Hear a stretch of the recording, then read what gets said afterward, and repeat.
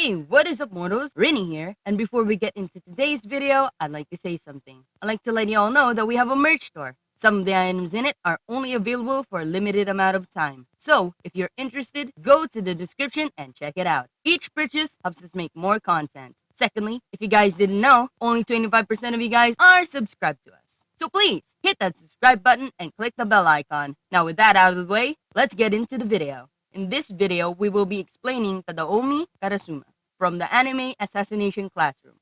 He was well known amongst militaries for his outstanding reputation and strength, which has shown when he quickly overpowered Lobro. Akira Takaoka considered him as his rival when he was in the Air Force. Before becoming the PE teacher of Class 3E, he was an elite soldier and a trainee instructor. In the first few moments of the show, we see Karasuma explaining to Class 3E the deal the government made with Koro-sensei, which led him to teach their class. Later on in the series, he became a teaching assistant and their PE teacher. For most of the first season, he plays a supporting role in training the class to become assassins, later hiring Irina Jelavic. He also acts as the intermediary between the class, Asano, and the Ministry of Defense. He gets a spotlight for a moment in the show when he is the target of a mock assassination between Irina and her mentor, Lobro. Although he truly gets his time to shine when Takaoka briefly replaced him as their PE teacher. This makes Karasuma doubt his skills as a teacher, but after speaking with Koro-sensei, he rescues the students from Takaoka's sadistic methods. The two are about to fight until Takaoka wishes to take on one of the students one-on-one. He chooses Nagisa due to a feeling he had when he attempted to sneak up upon him. His instincts were proven correct when Nagisa is able to defeat him. Karasuma was unsure whether he should encourage his talent, but he keeps his position as their PE teacher. He realizes how he's starting to get attached to the student. He then offers to buy them all snacks. The class goes on a trip to an island resort and attempt to assassinate Koro-sensei, but was unsuccessful.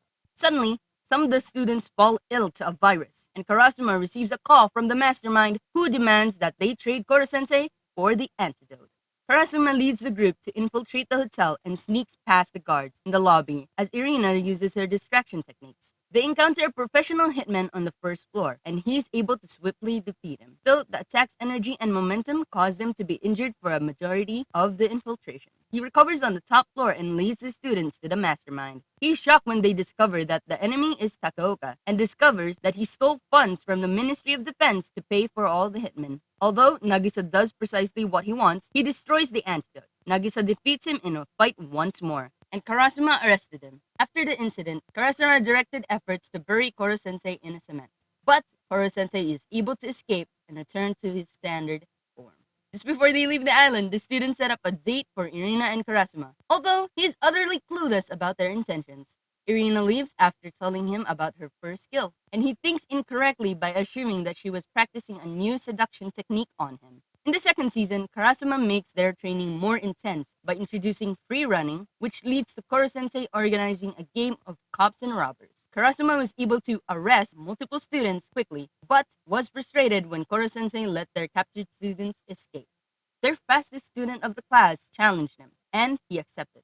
Although this was a trap to lure him away from the rest of the class, as a result, the students win the game, and Karasuma is obliged to treat them. 2 weeks before their exams, the students got in for free running around the town when they were forbidden. Karasuma wasn't angry, but was very disappointed.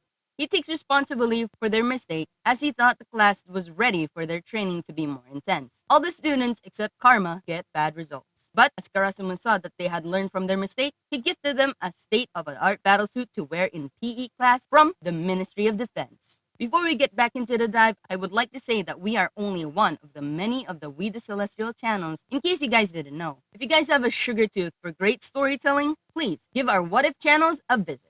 No matter if it's My Hero Academia What Ifs or Naruto What Ifs, we've got you covered. Did we get your attention? Great! Click the icon on the top right corner or check the description below for the links to the other channels. Now with that out of the way, let's get back into the dive. Karasuma gifts Irina a bouquet. This excites his students. He declares bluntly that their relationship is temporary and is necessary for Koro-sensei's assassination. This made Irina storm out of the classroom angrily, and she gets captured by the god of death. The students attempt to rescue her without Koro-sensei or Karasuma and are unsuccessful. Karasuma walks past someone selling flowers similar to the ones he had given to Irina, and with Koro-sensei's aid, tracks down where they're holding up. Without his knowledge, Irina had swapped sides, and Koro-sensei fell into a trap. To Karasuma's horror, the god of death declares how he intends to kill both Koro-sensei and the students even though he promised to protect them before. He realizes that the students' lives were the priority, and he goes against his plan. He disarms his traps and is completely fearless.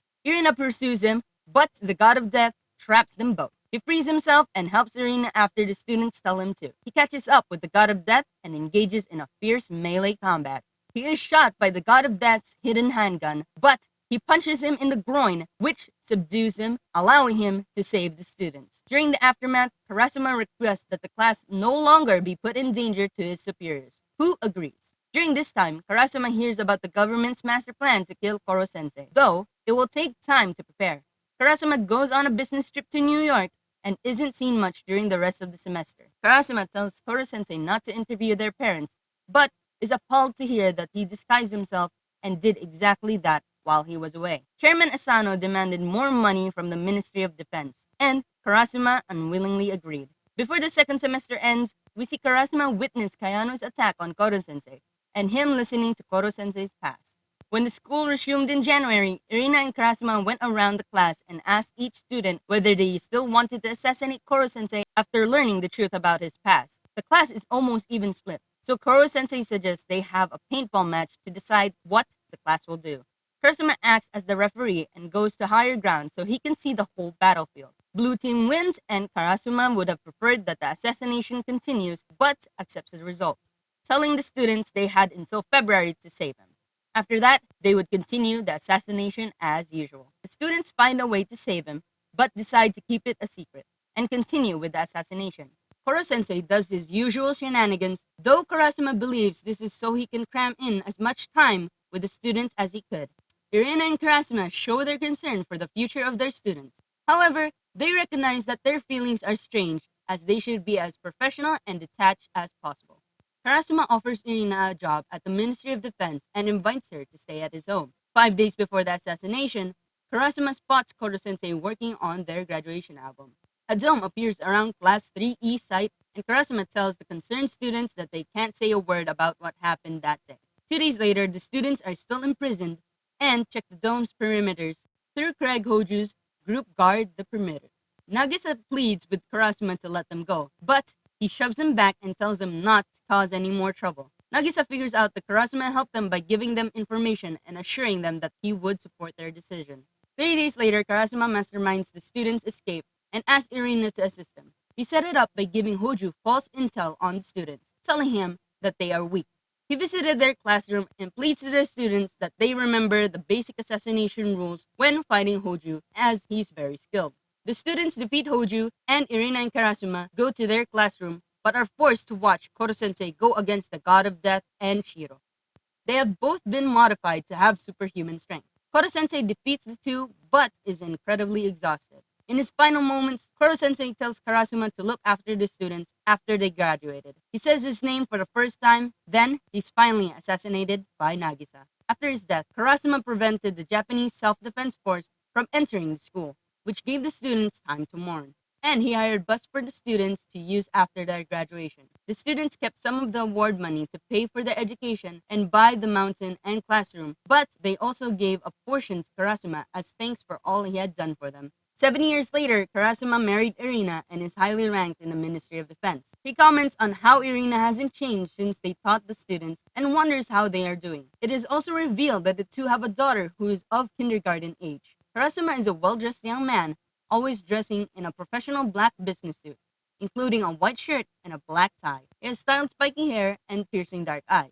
His students occasionally comment on his appearance, which perfectly matches his personality. He is quite strict and distances himself from his students due to the job as an agent and his professionalism, but he is very kind to them. He is also very dense when it comes to love, but figures it out eventually. Although he seems stoic, he isn't completely devoid of emotions. On rare occasions, he is able to express his happiness, although this mostly happens during violent situations. Karasuma has incredible physical strength to the point that it could be considered inhuman. Due to his extraordinary skills, he can teach Class 3E to assist their mission in assassinating Koro-sensei.